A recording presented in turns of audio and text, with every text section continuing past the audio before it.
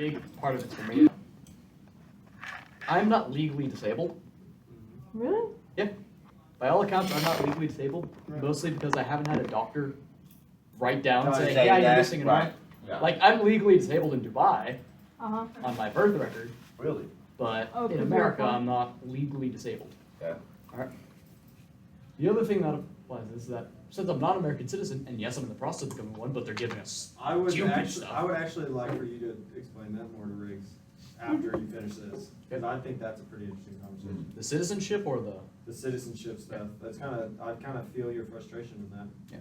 But since I'm not an American citizen, or yes, I'm going to become one, but at the moment, and I'm legally here, obviously. Okay. But I can't even get those benefits because I'm not an American citizen. Oh. Alright? Like, Really? yeah, like able banking. Qualified. So being disabled is not good enough. You have to be American disabled.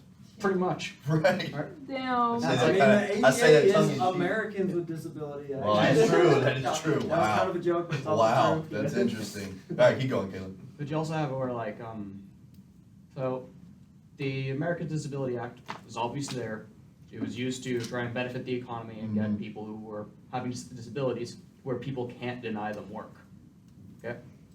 But just by marking myself as legally disabled, I'm suddenly less I suddenly am less applicable to stuff like car insurance, health insurance. It Wow. limits you in so Yeah. many other It, areas. it limits me in so many May other not be areas. worth it, yeah. Okay. Alright.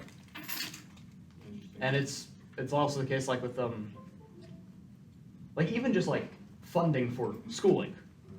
Alright. Should be your idea, yeah. I can like sign myself as legally disabled. Alright, and I can get that stuff and then basically I can start applying for benefits like I think the SAS, or I forget the exact acronym, but basically I can get FAFSA funding squared. Alright. But if I sign on that, they're allowed to control where I get schooling from. Interesting. And basically I just lose if I become an American citizen and I sign on this, yes, they won't be able to keep me from working, but they basically get to ensure where I work. Interesting. As well as Too much control. Yeah. Or you forfeit some. and it's like it's stuff that they don't even tell you about. Like I didn't even know about the insurance until my billing and coding class.